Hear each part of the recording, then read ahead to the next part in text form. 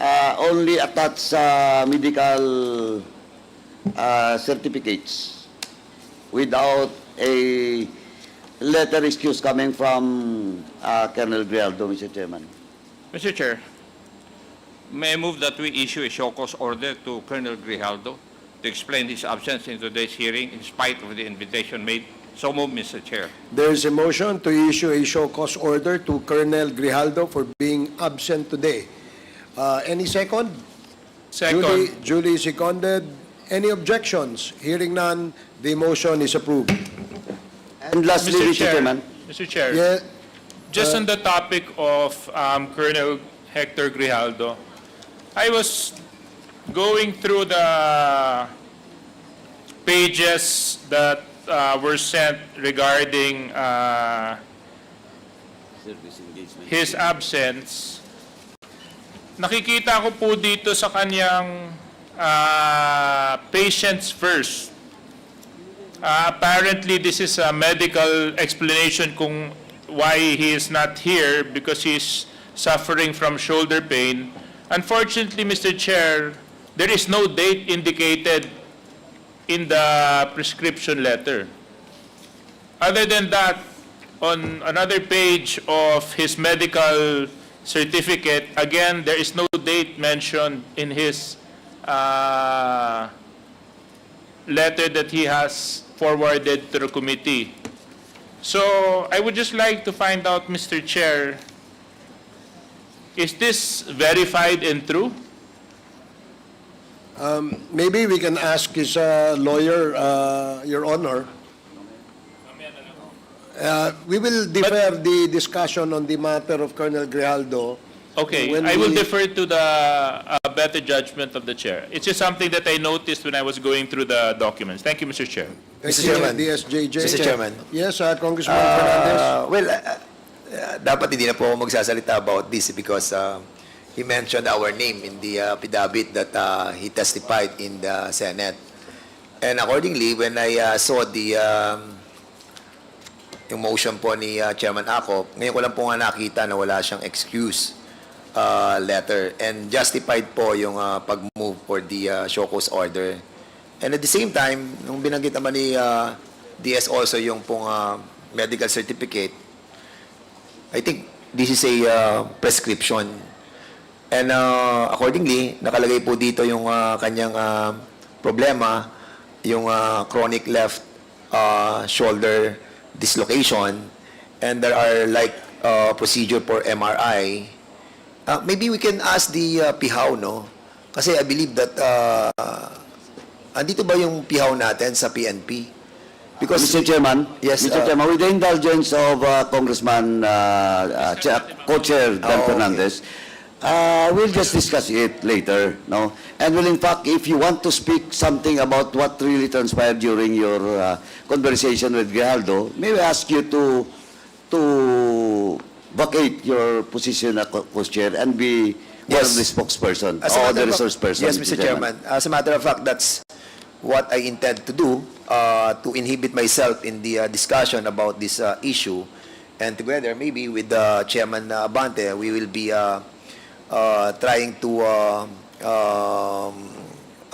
relieve temporarily our chairmanship in order to discuss this in transparent and impartial and honest investigation on this matter, because this pertains to the integrity of this Quadcom, and we don't want that this Quadcom be deluged with so many bad comments about what Chairman Abante and this representation have done in order to ferret out the truth about Congressman- the conformity of Colonel Grijaldo. Unfortunately, he's not here right now, and he is sick, and that saddened us as well, because we wanted really the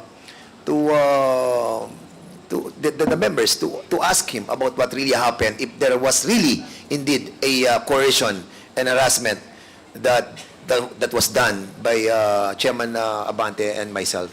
Thank you, Mr. Chairman. And with that, if we will be discussing our issue with Colonel Grijaldo already, this representation on I will be yielding my position as a chairman of this committee. Mr. Chair. Thank you, Congressman And Fernandez. also be subjected to the procedure of a resource person. If indeed we need to be subjected to the procedure being undertaken by this committee. Okay, that's noted, Congressman Mr. Chair. Fernandez. Before that, Congressman Adjong, let me ask if Congressman Paduano is already done with your Not yet, Mr. admin Chairman. This will be matters? the last So, invitees. Just a matter of... With the with the indulgence of the- Congressman Paduano.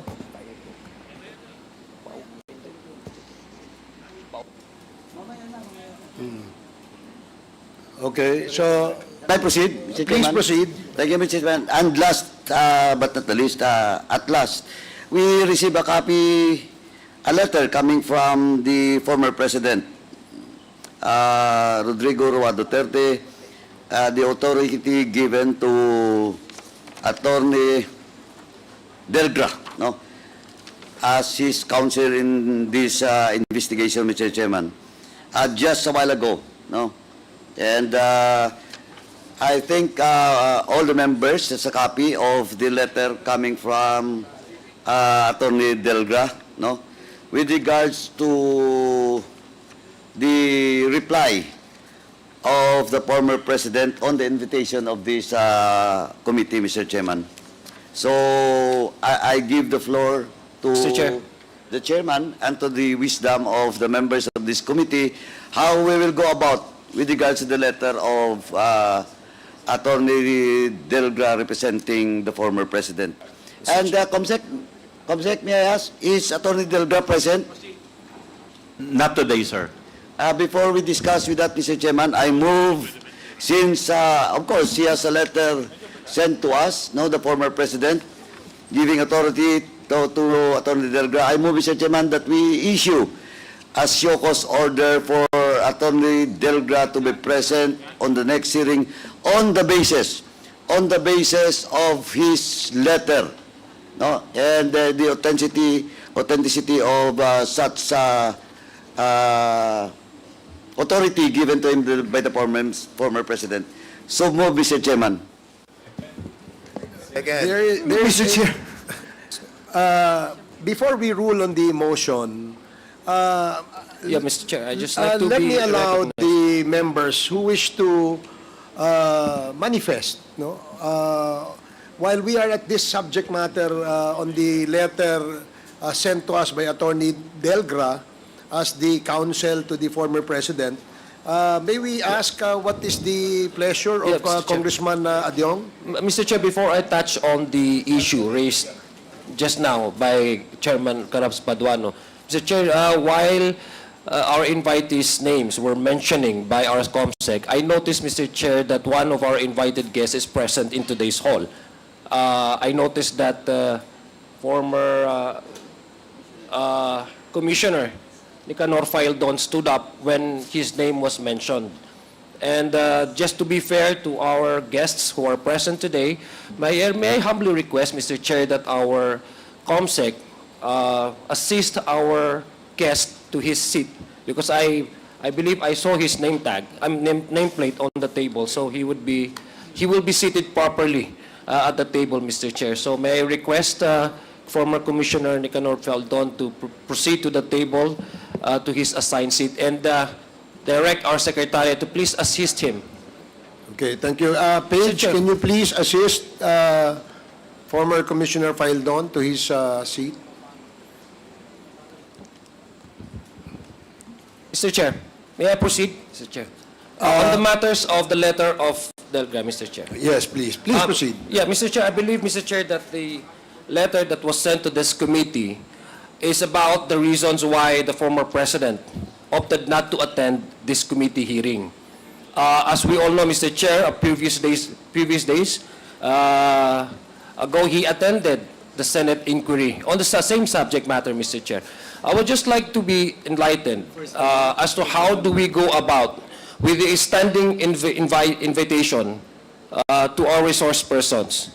I understand, Mr. Chair, that the committee, this Quad committee, has been so lenient to the former president and to some individuals. And I agree with the leniency we have extended to the former president. According to him, being a former president and being a former head of state, Mr. Chair. Unfortunately, some of the guests here who were not present, sent us a letter, an excuse letter, specifying medical reasons. And for some, they have also sent their lawyers to represent them.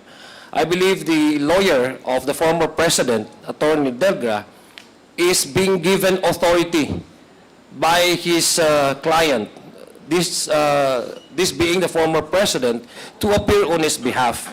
Because as I was glancing over the letter of Attorney Delgra, specifying the reasons why the former president decided not to attend this committee hearing. And some of them are, to me, some of the reasons, at least on my part, the way I understood it, is not only on the basis of him avoiding or refusing to attend the Quadcom, but he even went to assail the integrity of the Quad Committee and even questioning the impartiality of some of the members of this Quad Committee.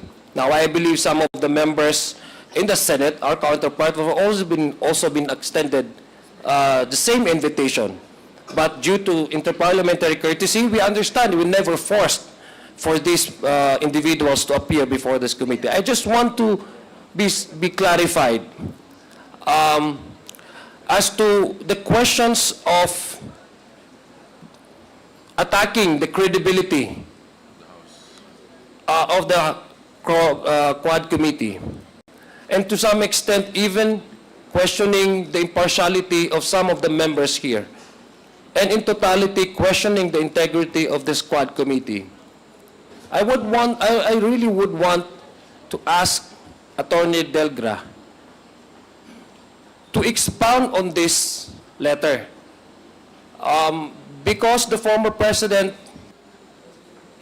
attended the Senate committee investigation and so generously shared his thoughts on his policy on the war against illegal drugs.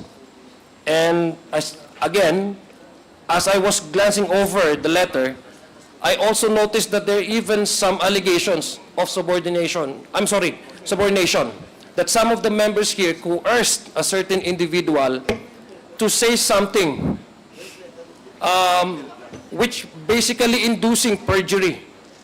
So that is something to me that cannot be just simply ignored because it borders criminal acts, Mr. Chair.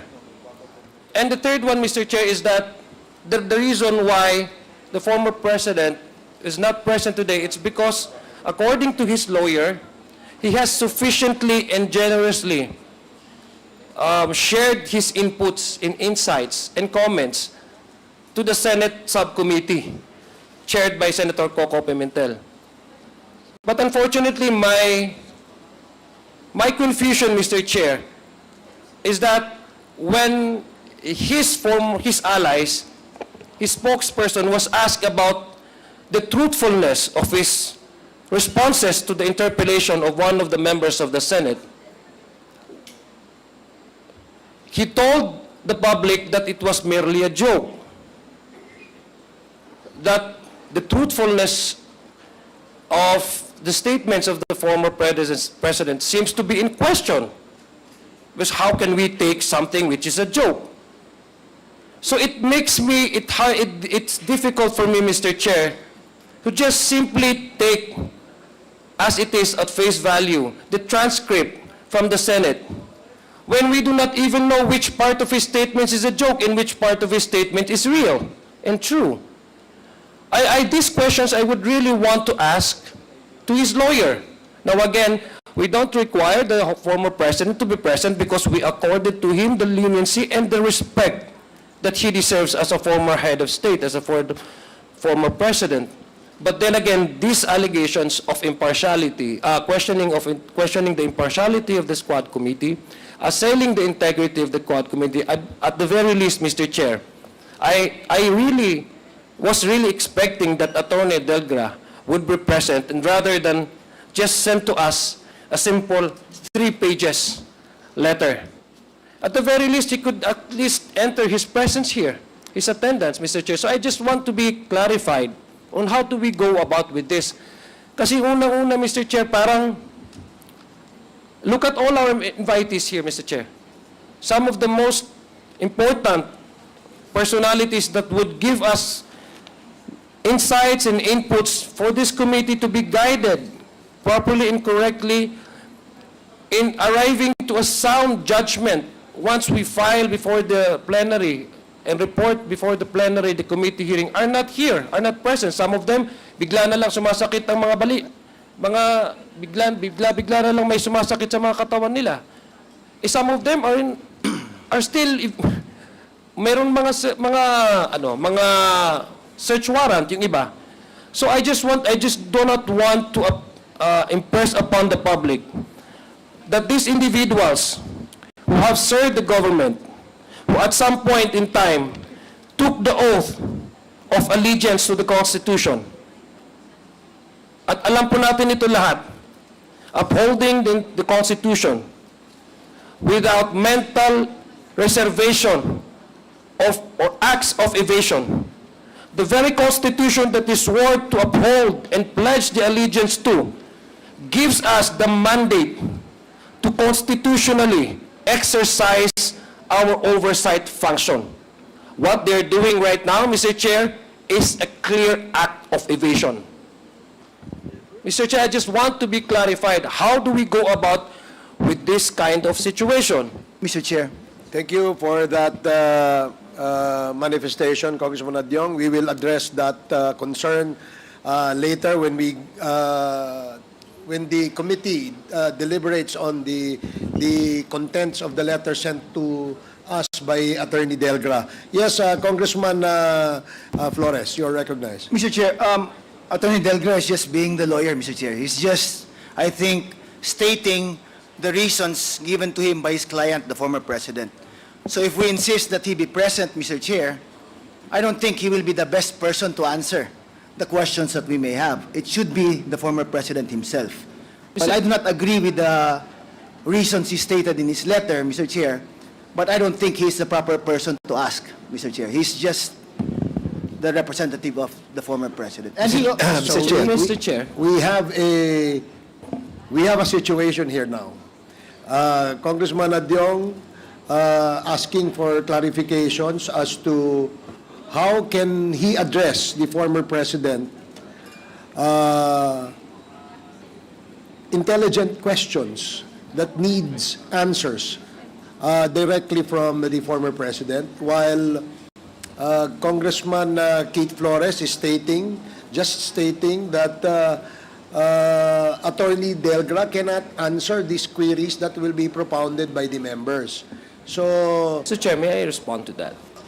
Just Mr. Chair, very short, Mr. Chair. short, very okay. brief, Mr. Chair. Congressman brief. Adyong Maybe first, allowed. and then Congressman Harry Fernandez. Thank you very much, Mr. Chair. Just make it short. Yeah, Congressman very Adyong. brief, Mr. Chair. I understand, Mr. Chair, my good friend here, Congressman Keith Flores.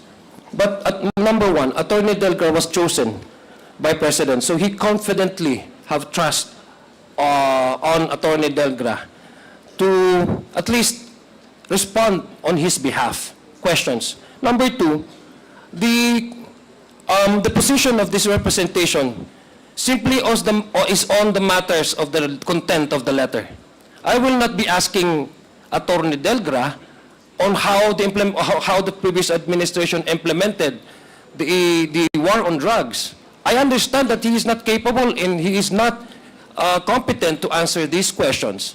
I would simply wanted to ask, since his signature is affixed in his letter, I would simply want to ask how, I'm pretty sure they have discussed this over with his client. So I just want to elucidate to us, how did his client, the former president, arrive into this kind of conclusion? Because what appears to me, Mr. Chair, and what I do not simply cannot afford to understand, is that the House of Representatives, being part of a two bicameral chamber of House of the Congress, the Senate on one hand and then the House on the other hand, that a certain individual can simply select which which institutional office he would like to go to. Now, to me, the former president had displayed a very active participation during the Senate investigation. And how come he cannot afford that? The respect that we have accorded to him because he was a former president. And I do not at least expect him to give us praises, to even, at the very least, compliment the works of this Quad Committee. But I did not expect that he would assail the integrity of the Quad Committee and even attack the integrity and the impartiality of some of the members here, Mr. Chair. So those are the questions I would like to ask to Mr. Attorney Delgra. And some of the members here, Mr. Chair, entered their appearances here. So do we also extend the same courtesy to Attorney Delgra? I absolutely agree with you, Congressman Adjong, that we will have to require the counsel of the former president to enter his appearance before this committee. Unfortunately, when we received that letter the other day, we tried to reach him and ask for his presence for today so that maybe he can point out some or maybe answer some clarifications we may ask Point of order, Mr. Chair. the lawyer. Mr. Chairman. So, if I may, Point of order. what is the point of order, Congressman Akop? There was a motion a while ago for Attorney Delgra to be issued a show cause order. But pursuant to our records, we haven't invited him. In accordance with our protocol, an invitation is supposed to be made first, and if he does not appear, a show cause order will be issued by the committees. So I think we should issue first an invitation to Attorney Delgra for him to appear and show to us yung service engagement agreement that Attorney Delgra has with the president, former president, simply because it would be consistent with our protocols. In the case of Michael Yang, Attorney Raymond Fortun was asked to produce yung agreement po nila ni Mr. Michael Yang at saka si Attorney Fortun. So, Mr. Chair, to be consistent with our protocols, I move that we issue an invitation to Attorney Delgra rather than issuing a show cause order. So move, Mr. Chair. There is a motion to invite Attorney Delgra. Sige. Chairman, Yeah, before we roll with with the the... indulgence of Congressman Akop, because there was a motion that the chair and the committee was about to rule. Now, because of that, there are interjections. And because there are interjections from the co-chairs, we would like to entertain first before we rule. Now, in this case, Congressman Paduano, and then Congressman Dan Fernandez, and then Congressman Ace Barbers. Okay, is that yes, Congressman Paduano. Thank you, Mr. Chairman. Ganito lang po, Mr. Chairman, why I moved to issue a show cause, but I don't have any debate with regards to the possible amendments to my motion with regards to show cause order for Attorney Delgra. But remember, Mr. Chairman, that we have already sent 2 invitations. This is the second hearing that we invited the former president. And the first invitation was answered by Attorney Delgra, for on behalf of the President, in the absence of that authority being requested by this committee through this representation during the last hearing. Now, Mr. Chairman, looking at the answer, looking at the reply of Attorney Delgra on the first hearing, well, in fact, Mr. Chairman, naglulukuhan tayo dito. Why? Why? Because the first reply made by Attorney Delgra representing the former president is that the excuse is that the former president needs much rest, and assured this committee that he will be present in the next hearing. At the same time, he has a specific date, Mr. Chairman, given to this committee through this letter, after November 1, And let me read, Mr. Chairman, allow me to read in toto the portion of such reply coming from Attorney Delga. Hence, my client respectfully requests to defer his appearance before the Honorable Committee scheduled tomorrow. Rest assured of my client's willingness to appear before the House of Representatives on some other available date, preferably after November 1, 2024. And for the record, Mr. Chairman, the invitation that was sent to the former president and was answered by Attorney Delga was before the presence of the former president in the Senate. And he has promised us, this committee, through his letter, that after November 1, he will be present in today's hearing. Ano to? Naglulukuhan tayo dito? Well, in fact, I will not discuss and argue with our colleague, Congressman Kit Flores, with regards to the content of this second letter. But, malinaw po, Mr. Chairman, na naglulukuhan tayo dito. Naglulukuhan tayo dito because the first letter promised us that he will be present after November 1. Kung hindi tayo naglulukuhan dito, eh ano? Natatakot siya? Na pumunta dito?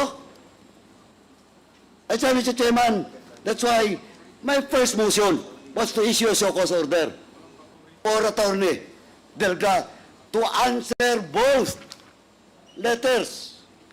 And, Mr. Chairman, and I would like to reiterate once again that we should invite again the former president to be present in the next hearing. Mr. Chairman. Thank you, Mr. Chairman. Thank you, Congressman Mr. Chair. Pagdalo. Mr. Chair. As I promised, Congressman Fernandez, and then we will rule on the motion. Okay. Mr. Chairman, Congressman Ako. Mr. Chairman, there are three reasons mentioned by Attorney Delgra in consultation with the former president para hindi po siya umattend ng ating pong hearing. First, binanggit po niya yung pangalan ko at binanggit niya yung pangalan ni Chairman Abante. Nag-prejudge na po kami doon sa mga binanggit niya po doon sa Senado and citing some provision of Republic Act 9851, particularly Section 6 on the willful killing. And with this, Mr. Chairman, we are being accused that nabahidan ng prejudgment yung mga issue that he mentioned. With that, Mr. Chairman, para lang po mawala na tong isyong to, again, Mr. Chairman, I'm willing, this representation is willing to inhibit myself in asking questions with regards to this willful killing. And I hope that my co-chair here, Chairman Abante, will do the same in relation to the first issue that the former president, with consultation of his lawyer, cited in this letter. Secondly, that's the reason why we asked the presence of Colonel Grijaldo to be here, because he accused us of coercion and harassment and threats. And that's the reason why we are questioning, yung mga medical certificate that he submitted to this Congress. We wanted that the integrity of this Quadcom will be cleared eventually. And with that, Mr. Chairman, eradicating the coercion and harassment and the threats that he accused us, then the reason for the President not to attend on this Quadcom will be eliminated. Thirdly, Mr. Chairman, the only last reason that he mentioned in this letter is all the questions were already answered in the Senate. And that is not true, because we have a lot of 20,000 questions that we wanted to ask him. And with this, Mr. Chairman, yung pong reason niya for not to be here is not acceptable. So, Mr. Chairman, I believe that my position, in trying to inhibit ourselves, in this investigation pertaining to the number one issue that he mentioned, and also with the issue of Colonel Grijaldo, we will comply with the mandate of this Quadcom to inhibit ourselves and be a part of the resource persons that will be questioned by the members of this Quadcom. Thank you, Mr.